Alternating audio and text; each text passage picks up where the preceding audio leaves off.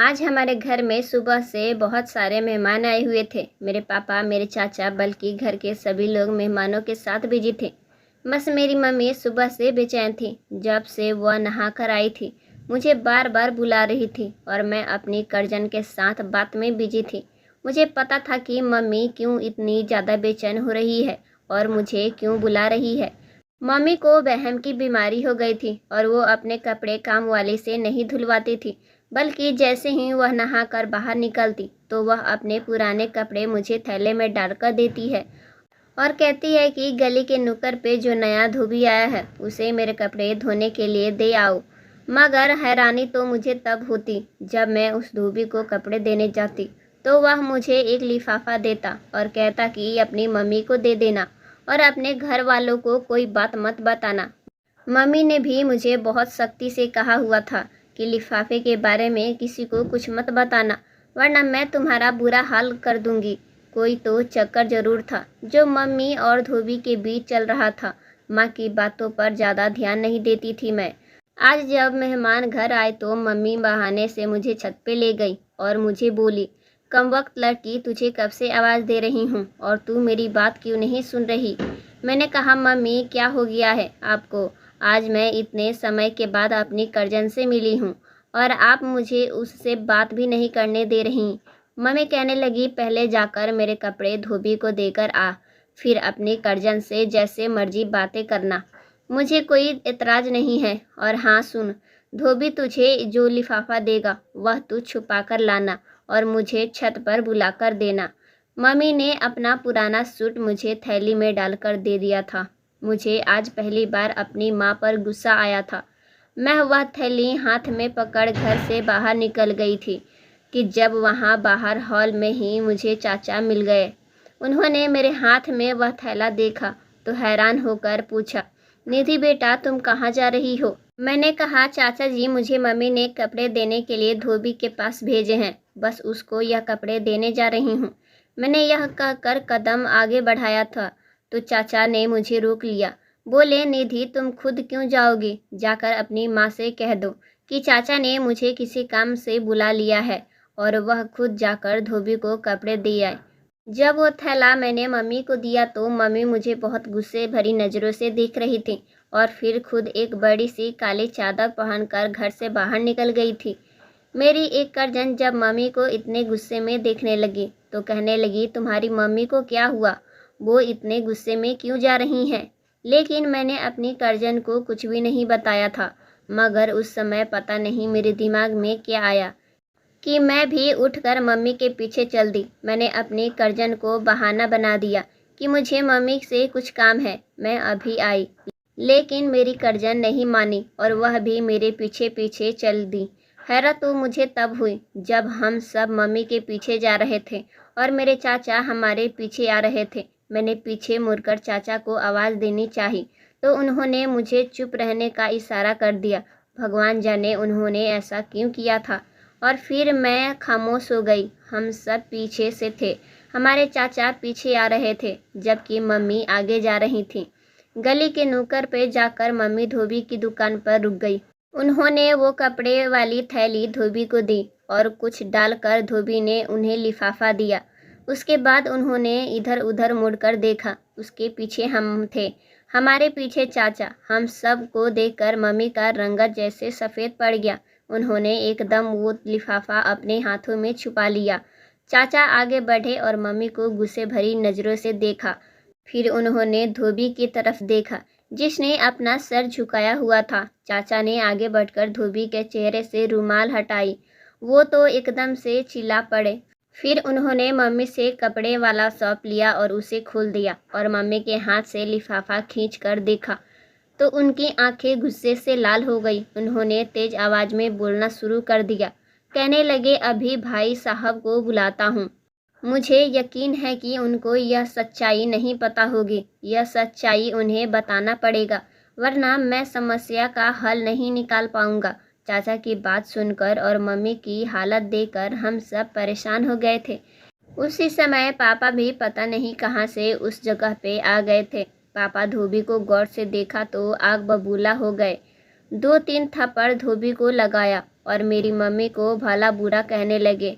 घर ले आए। घर पहुंचकर चाचा ने हम सबको अपने कमरे में जाने को कह दिया। मम्मी के साथ पापा का रवैया देखकर मैं बहुत ज़्यादा डर गई थी और परेशान भी हो गई थी। समझ नहीं आ रहा था कि मैं क्या करूं, जबकि पापा बहुत गुस्से में थे।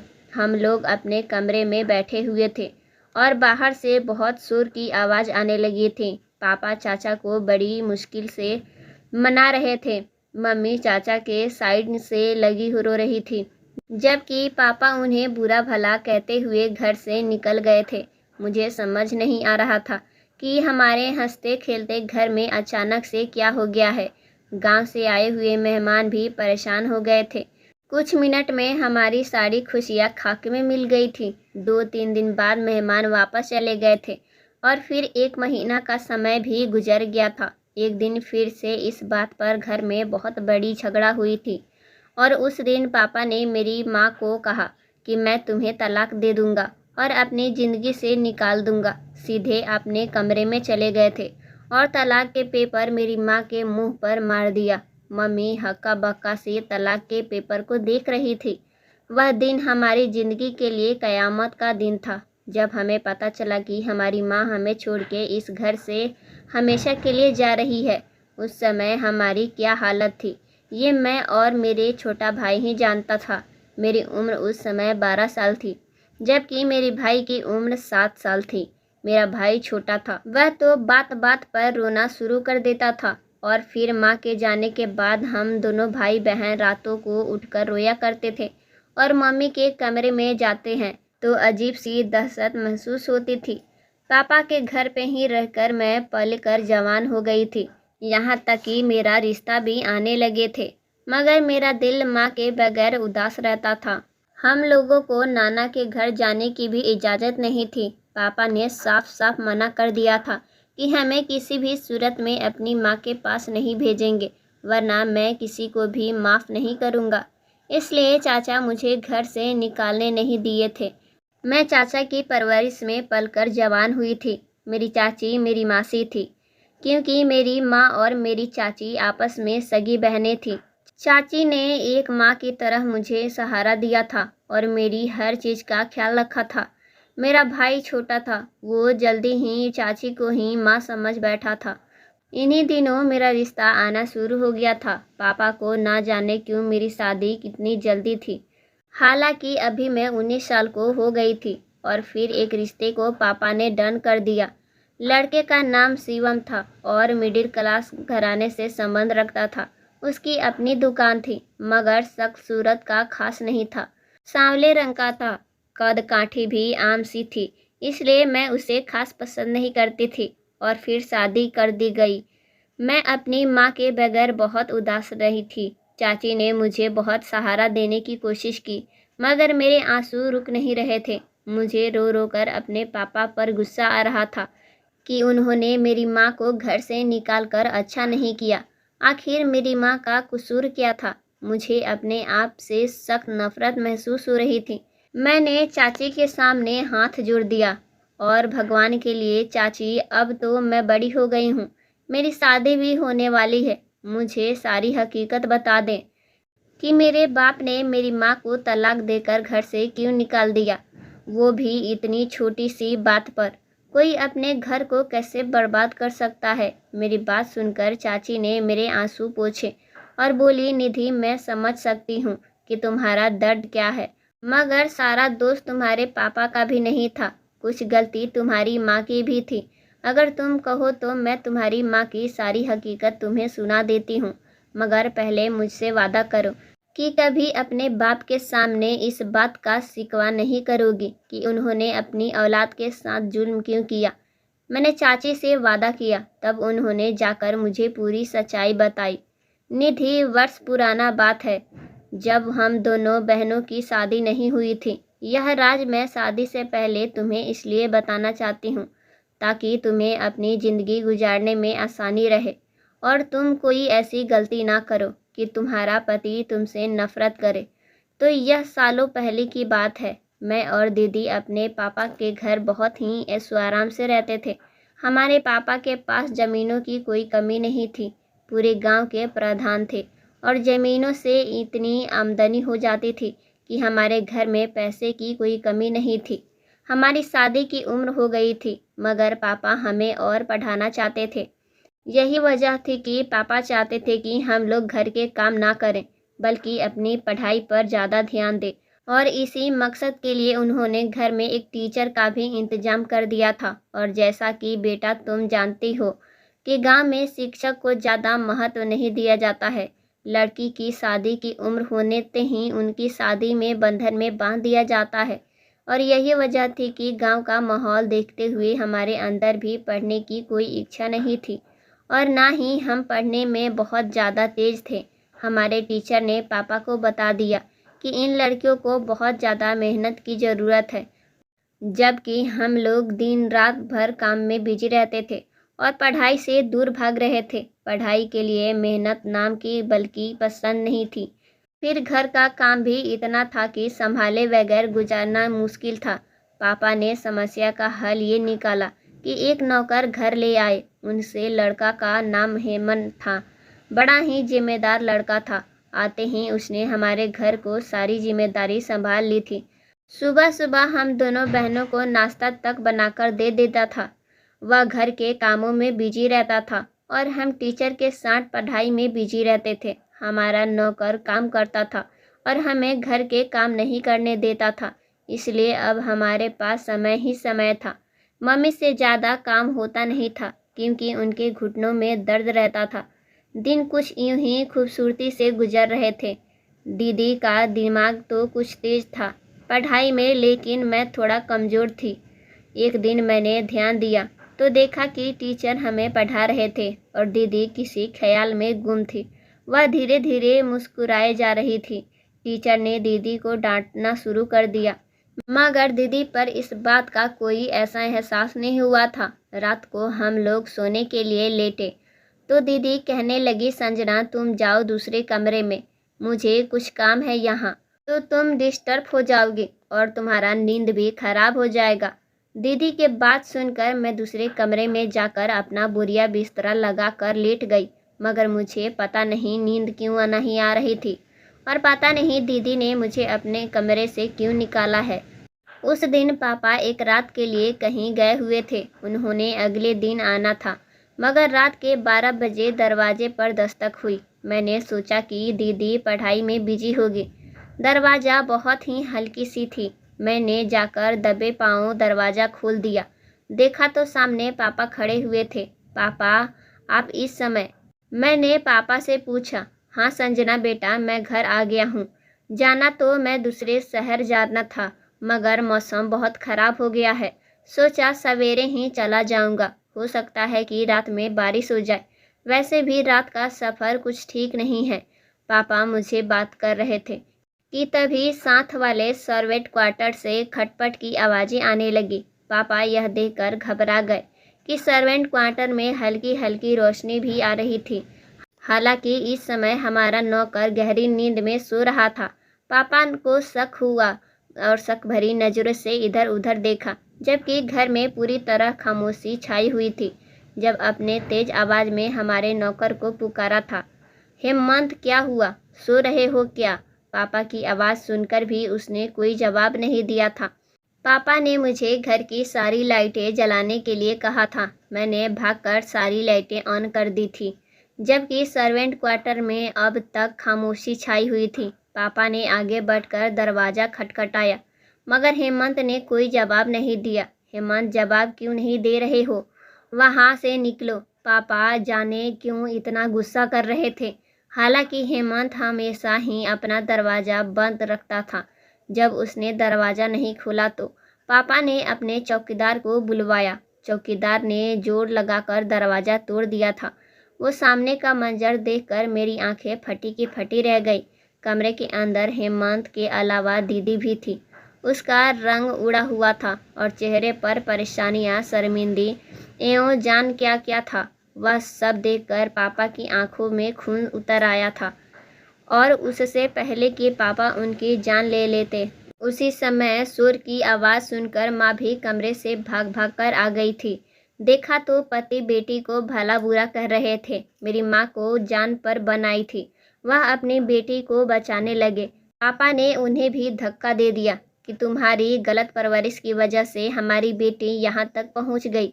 अरे तुमसे एक बेटी भी संभाली नहीं गई। मैंने तो सोचा था कि मेरी बेटियाँ पढ़ लिख कर मेरा नाम रोशन करेंगी। पापा के करे सब सुनकर मेरा तो दिल तड़प के रह गया था। दीदी आपने यह क्या कर दिया? जरा भी नहीं सोचा कि हमारी पढ़ाई का क्या होगा, पापा के सपनों का क्या होगा। भगवान जाने कि यह चक्कर कब से चल रहा था। उस दिन पापा दीदी को जान से ही मार देना चाहते थे। तब उन्होंने एक और फैसला किया। हम सबको तैयारी करने को कहा और दीदी और हेमंत को कमरे में बंद कर दिया। पापा का यह गुस्सा देखकर हमें हिम्मत ही नहीं हुई कि हम कोई दूसरा बात कर सके। हम सब अपना काम में लग गए थे। सामान बांधने का मतलब क्या था कि हम किसी दूसरे शहर जा रहे थे, मगर पापा के रहते हम पर क्या खतरा हो सकती थी। उन्होंने चौकीदार को आवाज़ दी और सर्वेंट क्वार्टर पर तेल छिड़कने को कहा और यह सुनकर तो मेरी रूह कांप गई थी। मैंने जल्दी से जाकर मम्मी को बताया। वह रोती हुई बाहर आई और पापा से बोली कि भगवान के लिए ऐसा मत करो, वो तुम्हारी भी बेटी है और ऐसा करने से भी हमारी बदनामी होगी।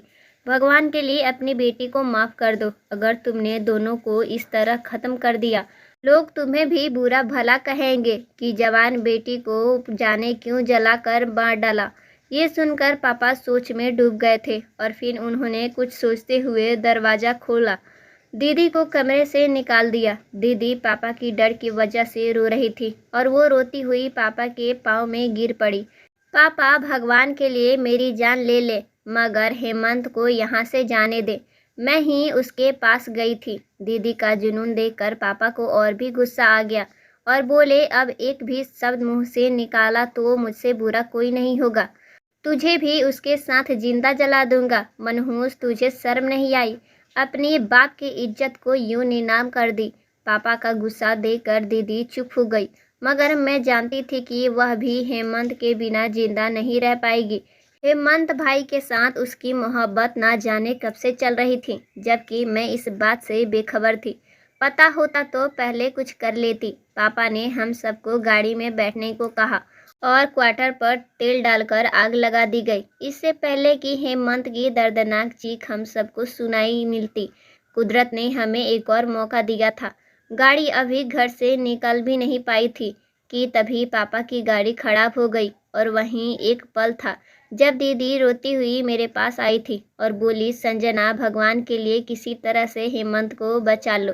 तुम जाकर दरवाज़ा खोल दो और किसी भी बहाने से जाकर चौकीदार से कह दो कि किसी तरह हेमंत को बाहर निकाल दे। अगर हेमंत मर गया तो मैं खुद को कभी माफ़ नहीं कर पाऊंगी। उसके हालत देखकर मुझे गाड़ी से उतरना पड़ा। पापा की आंख बचाकर मैं भागती हुई चौकीदार के पास पहुंची थी। चौकीदार के हाथ पर अपने जोड़ों और कानों से निकालकर सोने की बालियां दे दी और कहा कि भगवान के लिए हेमंत को बाहर निकाल दो और यह बात पापा को पता नहीं चलनी चाहिए। और फिर मेरे सामने ही चौकीदार ने हेमंत को वहां से निकाल दिया था और भगा दिया था। तब तक पापा अपनी गाड़ी ठीक कर चुके थे। वह बहुत गुस्से में थे और सर्वेंट क्वार्टर अब तक आधा जल चुका था। पापा हमें लेकर वापस अपने पुराने गांव आ गए। यहाँ आकर हमारी शादी उन्होंने अपने दोस्त के छोटे बेटे से कर दी और दीदी की शादी बड़े बेटे से, यानी कि तुम्हारे पापा से। हमारे तरफ से तो सब सही हो गया था। हम समझते थे कि अब सब सही हो जाएगा, मगर दीदी और हेमंत वाली बात सबको पता चल चुकी थी और इस खबर ने हमारी इज्जत को खाक में मिलाकर रख दिया था। हम दोनों बहनों की शादी तो हो गई थी, मगर ससुराल में हमारी कोई इज्जत नहीं थी, जबकि पापा के मुताबिक यह सब हमारे अपने कर्मों का फल था। हम लोगों ने भी अपनी ज़िंदगी से समझौता कर लिया था और फिर इस तरह से 10 से 15 साल गुजर जाने के बाद अपनी वफादारी और सेवा से हमने इस घर में और इस घर के लोगों के दिलों में जगह बना ली थी। हमारी इस घर में इज्जत और सम्मान बनने लगी थी। जो बहू को दिया जाना चाहिए था वह मिलने लगा था, मगर फिर हमारी ज़िंदगी में तूफान आ गया जिसके बारे में हमने सोचा भी नहीं था। दीदी को कहीं से मालूम हो गया हेमंत जिंदा है और वह सबसे छुपकर उससे मिलने जाने लगी। वह धोबी का रूप बनाकर हमारे घर के आसपास ही दुकान बनाकर रहने लगा था। उसे भी अंदाजा नहीं था, उसे भी नहीं पता था कि वह किस आग में हाथ जला रहा है। जब मुझे पता चला कि दीदी हेमंत से मिलने लगी है, तो मैंने उन्हें मना किया था कि वह इस सब से बाद आ जाए, मगर वह कहती कि मैं हेमंत से सच्ची मोहब्बत करती हूँ, मैं उसके बिना नहीं रह सकती। मैंने दीदी को बहुत समझाया था कि अब तुम्हारा बच्चा और तुम्हारा पति है, अपने परिवार पर ध्यान दो, यह सारी फिजूल वाली बातें छोड़ दो। मगर दीदी ने मेरी बात न मानी और दीदी ने ड्रामा रचाया कि उसके बहन की बीमारी हो गई है और काम वाली उसके कपड़े ठीक से नहीं धो रही है। कपड़े धोने के बहाने धोबी के पास चली जाती हैं और कई घंटे वापस न आई। जब तुम्हारे पापा को शक हुआ तो वह तुम्हारे हाथों अपने कपड़े धोबी को पहुंचाने लगी। मैं वह एक खत लिख कर रख देता और धोबी तुम्हें खत लिफाफे में रख कर देता। तुम्हारी माँ का इस उम्र में भी अपने प्रेमी से चक्कर चल रहा था, हालांकि अब वो एक जवान बेटी की माँ बन चुकी थी। मैंने उन्हें मना किया मगर वह नहीं मानी थी। अब तुम्हारे चाचा को यह बात कैसे पता चली, यह तो मैं नहीं जानती। शायद हम दोनों की बातें वह सुन चुके होंगे, जिससे उन्हें पता चला होगा कि यहाँ धोबी बनकर बैठा हुआ था। दीदी ने सालों बाद अपने पति के साथ बेवफाई की थी, हालांकि ऐसा करना है एक औरत को शोभा नहीं देता। बेटा, तो यह थी तुम्हारी माँ की सच्चाई। मैं तो कहती हूँ कि तुम अपनी माँ को भूल जाओ। निधि वो मेरी भी बहन है। मुझे भी दुख है कि वो इस उम्र में तलाक लेकर अपनी वृद्ध माँ के घर रह रही है। बाद में सूत्रों के हवाले से पता चला था कि दीदी ने तुम्हारे पापा से तलाक के बाद हेमंत से शादी का प्रस्ताव रखा था, लेकिन जब हेमंत को पता चला कि दीदी का तलाक हो चुका है, तो वह भी दीदी को छोड़कर भाग गया था, क्योंकि हेमंत शादीशुदा था। दीदी से पैसे ऐंठने के लिए दीदी से चक्कर चला रहा था, क्योंकि तुम्हारे पापा पैसे वाले थे और दीदी तुम्हारे पापा से मेहनत की कमाई हेमंत को लुटा रही थी। तब हेमंत को पता चला कि दीदी के पास सब कुछ भी नहीं है, तो हेमंत भी उनसे दूर भाग गया। पति ने भी साथ छोड़ दिया और फिर जिससे प्यार करती थी वह भी अकेला छोड़ के चला गया था और अब वो अपनी ज़िंदगी के दिन अपनी वृद्ध माँ के साथ काट रही है और हम दोनों को उनसे मिलने की अनुमति भी नहीं है। उसने बहुत बड़ी गलती की है। ऐसी औरत को कभी इज्जत मिलनी नहीं चाहिए। चाची की बात सुनकर मैं फूट फूट के रोने लगी थी। चाची ने मुझे तसल्ली दी और विदा करके मुझे मेरे पति के घर भेज दिया। मैं अपने पति के साथ आज बहुत खुश हूँ और ऐसी कोई गलती करने का सोच भी नहीं सकती जिससे कि मेरे पति के दिल में शक आए। भले ही मेरा पति आम सी शक्ल का इंसान है, लेकिन मुझसे बहुत मोहब्बत करता है और मैं भी अपने पति से बहुत मोहब्बत करती हूँ और मैंने खुद से वादा किया है कि हमेशा अपने पति के साथ वफादार रहूँगी, कभी उन्हें धोखा नहीं दूँगी। दोस्तों, आपको क्या लगता है, क्या मुझे अपनी माँ से मिलने जाना चाहिए या नहीं? कहीं मेरा भी पति मेरी माँ की तरह मुझे चरित्रहीन समझ के छोड़ ना दे। तो कमेंट में अपनी राय ज़रूर बताइएगा। कहानी पसंद आई हो तो वीडियो को लाइक कीजिएगा और चैनल को ज़रूर सब्सक्राइब कर लीजिएगा।